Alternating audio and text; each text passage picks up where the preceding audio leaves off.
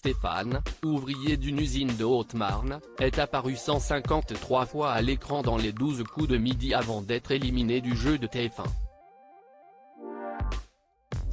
Son exposition soudaine l'a forcément exposé à quelques critiques désagréables sur les réseaux sociaux. 153 participations, 5 étoiles mystérieuses découvertes, 568 343 € de gains et de cadeaux. Le conte de fées de Stéphane a pris fin ce vendredi 20 janvier 2023 dans les 12 coups de midi. Forcément déçu de son élimination, comme il le confiait pour Télé Loisirs, le candidat pourra toutefois se targuer d'avoir été un redoutable concurrent. De son parcours, restera évidemment qu'il est actuellement le 5e plus grand champion du jeu. Une belle longévité qui lui a malheureusement valu son lot de critiques. Des attaques auxquelles il a répondu pour Télé Loisirs. Les 12 coups de midi, après son élimination, Stéphane répond à ses haters comme pour tous les grands maîtres de midi. Stéphane a reçu quelques commentaires désobligeants sur les réseaux sociaux. N'étant lui-même pas inscrit sur ces plateformes, ce sont ses proches qui le tenaient au courant de ce qu'il se disait autour de lui.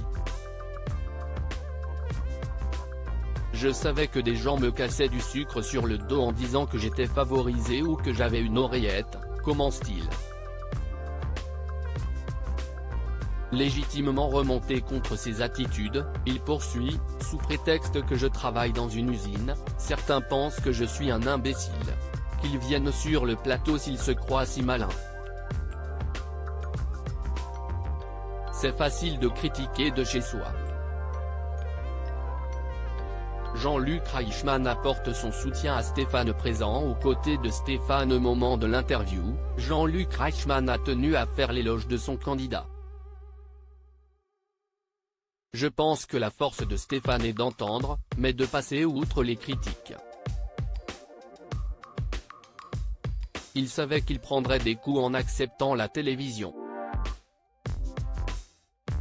C'est encore une grande preuve d'intelligence de sa part. Il peut être très fier de son parcours, témoigne-t-il. Habitué à ses pics sur les réseaux sociaux, du haut de ses plus de 30 années de carrière, le récent premier du classement des personnalités télé préférées des Français a tenu à donner sa méthode. Quand les critiques sont constructives, je les prends. Sinon, je passe au-dessus, explique celui qui explique avoir été régulièrement moqué lors du lancement de sa série télévisée Léo Mattei. À lire aussi stupeur. Stéphane est éliminé des 12 coups de midi après 153 participations, découvrez sa réaction. À lire aussi ça m'a mis un coup. Jean-Luc Reichmann réagit à l'élimination de Stéphane dans les 12 coups de midi.